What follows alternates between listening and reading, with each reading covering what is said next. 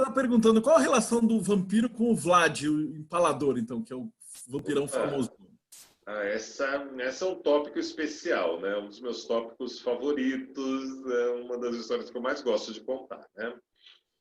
Até porque, assim, o Vlad, né, a gente tem que, quando a gente entra nesse tema, a gente pontua na Rede Vamp, nos meus livros, na comunidade vampírica do Brasil, a gente pontua 3 itens, né? Você tem o Drácula, do Bram Stoker, do romance, você tem o Drácula da cultura pop, e você tem o Vlad II e o Vlad III da Casa Bastarabi. O Vlad II é o Vlad Dracul, que vocês conhecem, e o Vlad III é o Vlad Tepes ou Vlad Tepesh. Depende do sotaque, depende da região, depende da pronúncia. Como que eles entram na história do vampiro? Ou a pergunta é um pouco mais malvada. Será que eles realmente entram? Por quê? No 19, final do 19, o Bram Stoker tinha criado uma história de vampiro sobre um personagem chamado Conde Ampir. Vampiro com W e Y no final. E ele tinha todo o roteiro pronto dele. Quando cai nas mãos dele, na verdade não cai, ele pesquisava na biblioteca de Londres, e lá na biblioteca de Londres ele encontra um livreto chamado The Land Beyond the Forest, da Emily Guerrat, e lá ele vai ler sobre o Vlad Tepes, sobre o Vlad Dracul. E ele, como um bom contador de histórias, ele vai para, nossa, que background, que antecedente fenomenal. Eu vou aproveitar e vou... Conde Vampiro. Não, Conde Drácula. Nossa, vou pegar tudo isso e vou misturar já na minha história. Pronto. Mas ele não estava preocupado em criar assim, não. Ele era só... É o nome do meu personagem. Olha o cenário de fundo. Minha história vai ficar fantástica agora. Foi isso que aconteceu.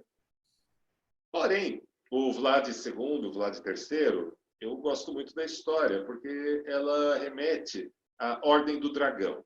Societate Draconestarum, Ordo Draculia. E tem mais outros 10 mil nomes em dialeto ali, variação de germânico, que, olha, eu cito eles no meu primeiro livro, que é o Mistérios Vampíricos, né? Eu cito, mas vocês vão me perdoar que eu não vou nem tentar pronunciar esses outros nomes. E o que acontece? Essa Ordem do Dragão, ela supostamente surge uns 100, 150, um século mais ou menos antes do Vlad, com um herói local da Hungria, que tinha um capacete, que, segundo as histórias, tinha um dragão esculpido nele. E esse cara era um guerreiro tão foda, mas tão foda, que no primeiro ataque dos turcos ali na região, esse cara sozinho não, esse cara junto com os parceiros dele, invadiram o acampamento dos caras disfarçados e mataram todos os generais lá. Esse seria o background de por que tinha aquela treta dos turcos otomanos com o pessoal do leste europeu. Eles tocaram o terror. Passou o tempo, a lenda desse cara é uma lenda underground, uma lenda lado B. Uma lenda assim que existe por ali, uma lenda assim lado B. Porém, o pessoal tínhamos uma família, né, do imperador Sigismund, né? Sigismund não. Sigismund, e ele vai se tornar imperador do Sacro Império Romano Germânico. Ele vai perceber que ele vai ter um grande problema com os turcos e ele vai se casar com uma mulher chamada Bárbara von Selt, ou Bárbara von Cille. E essa Bárbara von Cille é uma figura que a história subestima. É uma figura sensacional em todo mundo. Vamos falar de vampiros. Lord Elizabeth Bathory. Ok, Elizabeth Bathory. Mas Bárbara von Cille. Que história, que mulher. Primeiro, ela era chamada pelos católicos dos dois times de a Messalina da Hungria. Ela, nas terras dela, a família dela, a história, e mesmo a figura dela, era associada a uma personagem folclórica chamada a Rainha Negra. Uma mulher bruxa, vampira, alquimista, que tinha uma montanha oca com tesouros de todos os reinos, todas as épocas, que podia comprar em qualquer lugar da Europa. E ainda, ela... Oi? De que século que é essa história? Essa história... Agora, você me pegou, Marcelo, porque eu tô sem minhas anotações mais práticas, mas eu acho que a gente está falando de 30 anos antes da história do Drácula. Acho que Drácula, o Vlad é 1430, mais ou menos, os 1400, a gente não erra. Estamos ali nos 1400, antes das 1400, 1500, 1400, 1500. Depois eu vejo aqui e passo direitinho os dados para vocês. E esse casal, além deles terem fundos, serem o imperador e a imperatrix do Sacro Império Romano Germânico, eles perceberam que os turcos iam dar trabalho e ele decide criar uma ordem.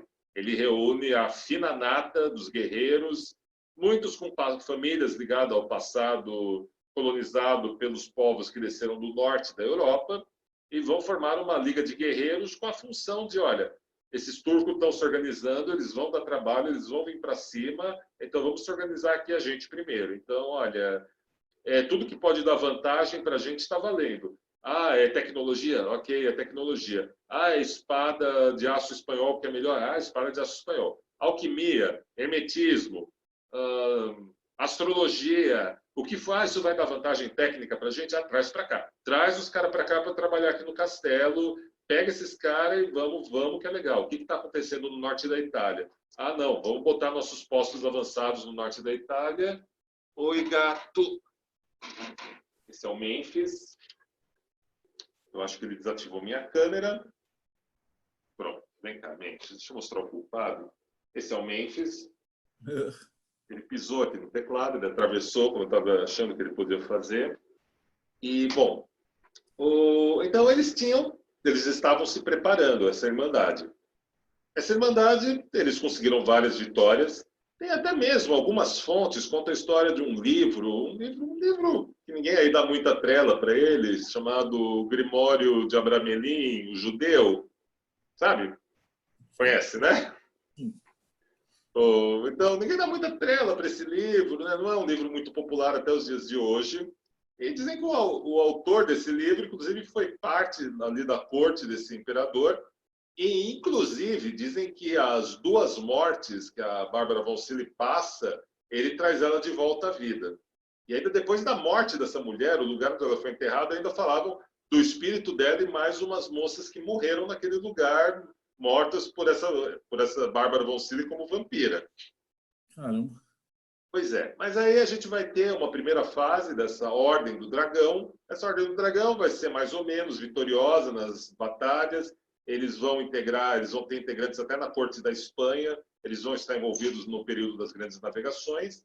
E na segunda formação dessa ordem, eles vão convidar um cara que é o Vlad II da Casa Bassarabe, que, pense, né, a Romênia era o lugar longe de tudo, mas era sempre ali que estourava os problemas com os turcos. Então eles não, vamos chamar esse cara, vamos trazer esse cara para ser membro aqui da nossa ordem.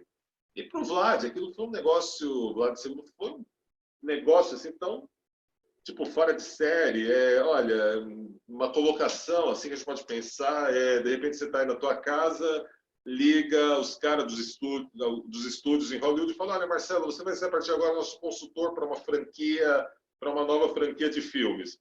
Você ganhou a vida, zerou a vida.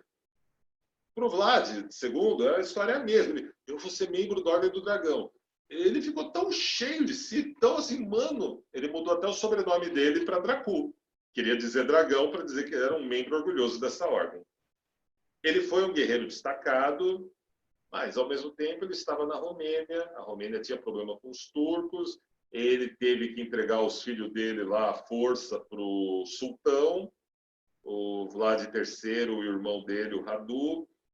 E os deuses, se a gente fala do Radu, sempre dá vontade de emendar com um palavrão, né? Que era um puta de um cara traíra, né? Historicamente falando, os dois são mandados lá para serem criados lá pelo sultão, que a ideia dele era modelar aqueles dois meninos, né? Para servirem a ele. O Radu vai se vender fácil. O Vlad III, não.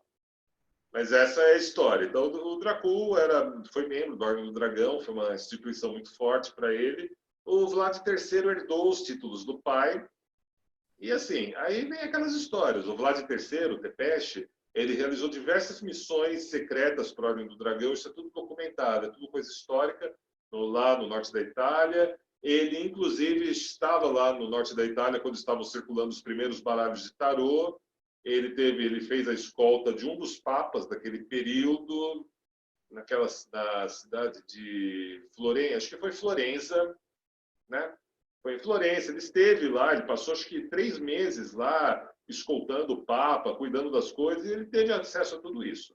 O grande inimigo dele é o sultão Maomé II, Mehmed II, e, como a gente sabe, é um cara que foi um dos caras que mais compartilhou textos ligados a Kabbalah e outros assuntos com a Itália, com a Sereníssima República de Veneza, na Itália. E, assim, quando a gente fala de Veneza na Itália, a porra fica séria, porque diferente das nobrezas de outros países, os italianos ali negociavam, só não vendiam a mãe, né? Ali com os turcos, com o pessoal do norte da África, ali tinha o tráfego de tudo, de material ocultista, de livros secretos, de dinheiro, muito dinheiro.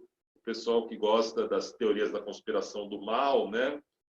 Tem aquelas histórias de família Rothschild, dos banqueiros venezianos que até hoje mandam no mundo, tem todos esses desdobramentos, mas é ali, Veneza é um ponto interessante para a gente. Vlad esteve lá, e aí o resto da história é essa. Então, Vlad teve contato com alquimia, Vlad teve contato com tarô, com hermetismo, tudo isso. Bem, provavelmente, se a gente vê o que tem historicamente, provavelmente sim, ele teve, mas para por aí. Ele foi um grande guerreiro, ele era um guerreiro que lutava pelo povo dele, lá na região lá da atual Romênia, e ele lutava com técnica de guerrilha, né? E ele derrotou o maior exército do tempo dele, que era o exército turco, mais preparado, mais avançado tecnologicamente. Todos os soldados sabiam ler, escrever, todo mundo tinha tecnologia. Esse cara, para vencer os caras, ele tirou a população das casas deles, das fazendas, mandou se esconder nos pântanos e nas montanhas, atacava na clara da noite e foi inspirando o terror. Como terminou tudo? Vlad morre, né? É traído, é pego depois de muito tempo lá pelos próprios turcos, morre apunhalado covardemente pelas costas por traidores do próprio exército dele. A cabeça dele é levada para o sultão Mehmed II, mas o sultão ficou tão transtornado de ter enfrentado esse cara que acaba se suicidando no final das contas, dizendo que o fantasma de Vlad vinha roubar o sangue dele toda noite. Matéria pronta para o cara ser a base do Draculão mesmo, né? Eu tô com